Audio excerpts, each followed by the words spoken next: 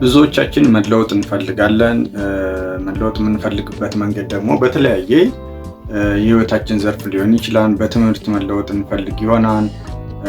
በሪሌሽንሺፓችን መለወጥ እንፈልግ ይሆናል። በቢዝነስ መለወጥ እንፈልግ ይሆናል። በተለያዩ የህይወት ዘርፋችን መለወጥ እንፈልጋለን። ግን ይሄ ፍላጎት ብቻ ሆኖ ይቀራል ማለት ነው። አመት 2 አመት ተመሳሳይ ሆኖ አመት በመጣ ቁጥር አዲስ አመት በመጣ ቁጥር እቅዶችን እናወጣለን። ግን የአመቱ መጨረሻ ላይ ልክ የባለፈው አመት እንደነበርና ተመሳሳይ አይነት ላይ እንገኛለን ማለት ነው። ይሄ የሆነበት ምክንያት ምንድነው ብለን የተለያዩ መረጃዎችን ስናይ ወይም ደግሞ የህይወታችንን ዞር ብለን ስናይ የሚገጥመን ነገር ምንድነው? ብዙ ጊዜ ትናንትና እንዳደረግነው ዛሬም እናደርጋለን፣ ወይም ደግሞ የባለፈው አመት እንዳሳለፍነው ዘንድሮም እናሳልፋለን ማለት ነው። ግን መለወጥ እንፈልጋለን፣ የተቀየረ ነገር ግን የለም። ስለዚህ እዚህ ጋር ምንድነው የምናስተውለው ነገር? ለመለወጥ የግድ እንደ ትናንትናው መኖር የለብንም ማለት ነው። እያደረግን ያለውን ጊዜያችንን የምናሳልፍበት መንገድ፣ ጓደኞቻችን፣ የጊዜ አጠቃቀማችንን ቼክ ማድረግ አለብን ማለት ነው።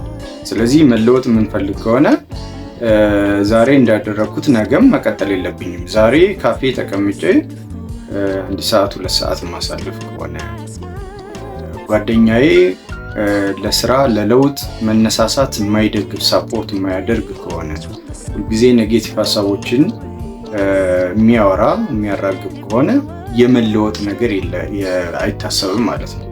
ስለዚህ ወደ ዋናው ቁም ነገር ስንመጣ ለመለወጥ ምን ማድረግ አለብን የሚለውን ሀሳብ እናገኛለን ማለት ነው። ስለዚህ አንደኛ ኢንቫይሮንመንታችንን መቀየር አለብን።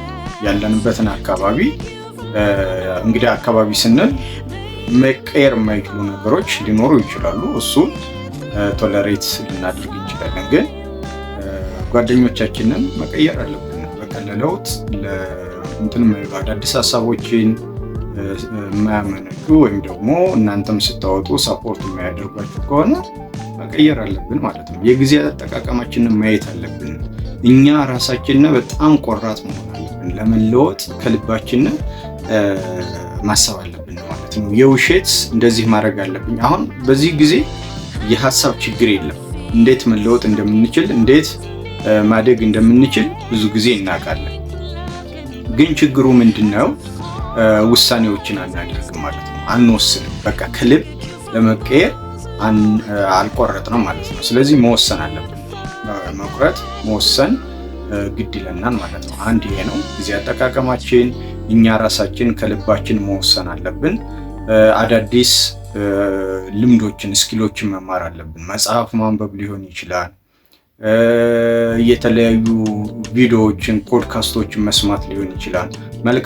መልካም ነገሮችን እኛን ሊያነሳሱ የሚችሉ ወደ መልካም ነገር ሊወስዱ የሚችሉ ሀሳቦችን መቅሰም፣ ትምህርቶችን መቅሰም ያስፈልጋል ማለት ነው።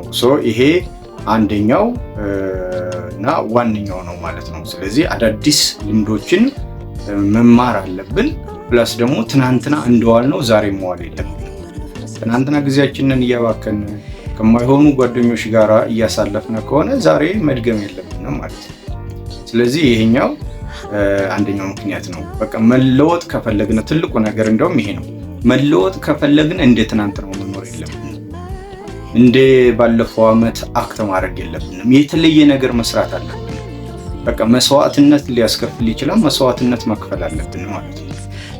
ስለዚህ ዋናው ትልቁ ነገር እንደ ትናንትናው ዛሬ ማናሳለፍ፣ መስዋዕትነት እንክፈል፣ አዲስ ነገር እንሞክር።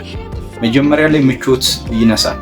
አዲስ ነገር ለመጀመር ምቾት ይነሳን፣ ኮንፈርታችንን እናጣለን። ስለዚህ ያንን መስበር አለብን። ለተወሰነ ጊዜ ቢከብድም ያንን ችግር ከሰበርና ቀጣይ ምናልባት እየተሻለ እየተስተካከለ ስለሚመጣ አዲስ ነገሮችን መሞከር እንልመድ። እንደ ትናንትናው አንኖር እላለሁኝ።